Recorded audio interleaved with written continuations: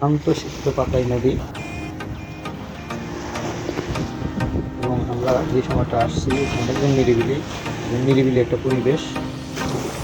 মানে গোসল করার জন্য এই সময়টা অনেক উপযোগী, বিকালের টাইমটা। এবং আমার এক বড় ভাই সাথে বডি ফিল্ডার খুব সুন্দরভাবে উপভোগ করতেছে পাতাই বীজটা।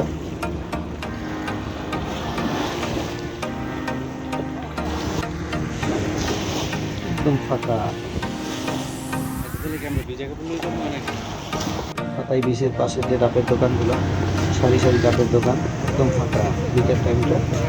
সুন্দর একটা পরিবেশ।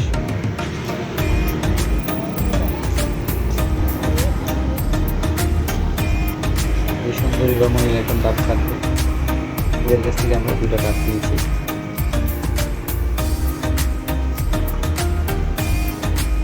আমার বড় ভাই সালাউদ্দিন বাবু।